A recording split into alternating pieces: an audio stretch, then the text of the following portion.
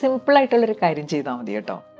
രാത്രി കിടക്കുന്നതിന് മുമ്പ് ഇന്ന് ഞാൻ ചെയ്ത എനിക്ക് അഭിമാനം തോന്നുന്ന സന്തോഷം തരുന്ന കാര്യങ്ങളില്ലേ, ഒന്ന് ലിസ്റ്റ് ഔട്ട് ചെയ്യുക.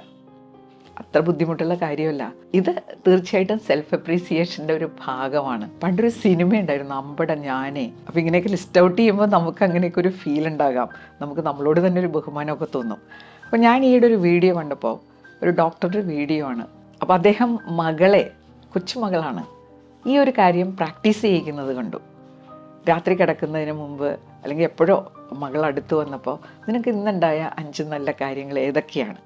അപ്പോൾ കൊച്ചുകുട്ടി 5 എണ്ണം കണ്ടെത്തി അച്ഛനോട് പറയുമ്പോൾ കൊച്ചുകുട്ടിക്കും വളരെ സന്തോഷം, അച്ഛനും വളരെ സന്തോഷം. അപ്പോൾ അപ്രീസിയേഷൻ്റെ കാര്യത്തിൽ ഒരു മടിയും വിചാരിക്കേണ്ട. അത് ആത്മപ്രശംസയല്ല, അത് നമ്മുടെ ജീവിതത്തിൽ നമ്മൾ നമ്മോട് ചെയ്യേണ്ട ഒരു ഉത്തരവാദിത്വം കൂടിയാണ്.